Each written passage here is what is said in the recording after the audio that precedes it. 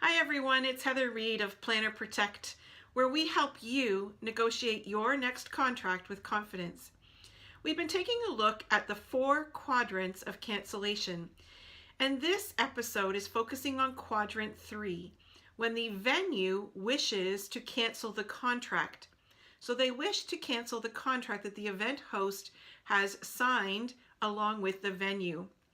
And in this case, we need to be sure that as event hosts, we are protecting our interests. We are making sure that the venue has replaced all of the costs that it will take for us as event hosts to relocate and recreate that event. So if you're unfamiliar with the quadrants, I would encourage you to look at episode 103 of our videos to familiarize yourself with the quadrant of cancellation that Planner Protect has created. But in this case, what we're talking about is the language in a venue contract that should protect you, the event host, should the venue wish to cancel. So you haven't breached the terms of the contract. They've not breached the terms of the contract. They simply want to cancel. So I would suggest that very rarely are these terms actually included in a draft contract. And it's your responsibility as the event host to know that these sorts of things can happen. Venues do cancel on event hosts.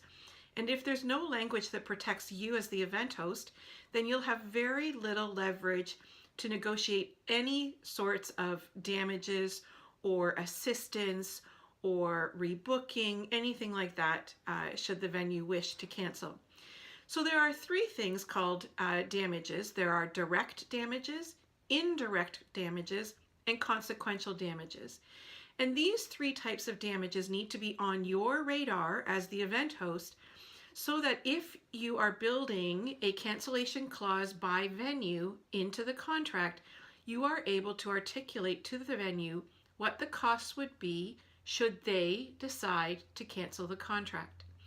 So in the case of direct costs, these are costs like a site inspection at a new facility, higher guest rates, so the difference between what the guest rate was at the existing facility and a new facility, the difference in meeting space rental, costs like marketing and promotions.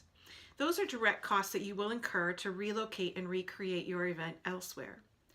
Then there are things like indirect costs, which are harder to put a number to, but they are just as important. And these are things like marketing campaigns. These are things like overtime hours, legal bills to defend the cancellation of the contract and getting your damages paid. And then there are consequential damages. And those are ones that are measured on expectations.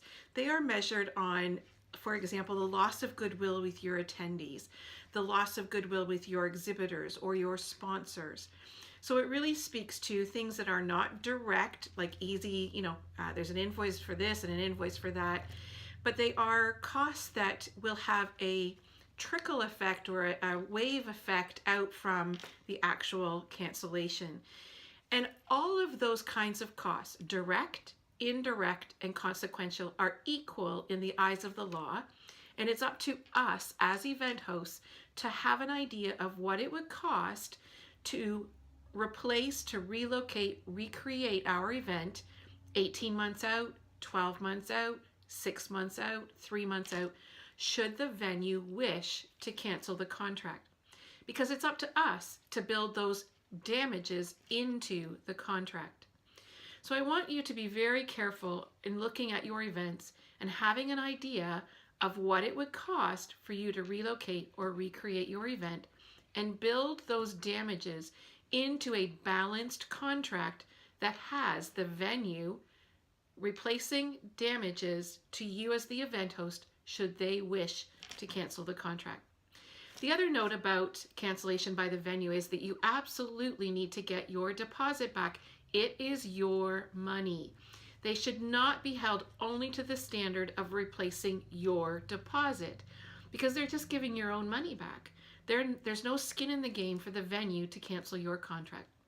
So I hope these things have helped, and I hope you will consider building a chronology of expenses and of costs as you move through your event so that you can adequately negotiate damages and cancellation terms for if the venue wishes to cancel the contract on the event host.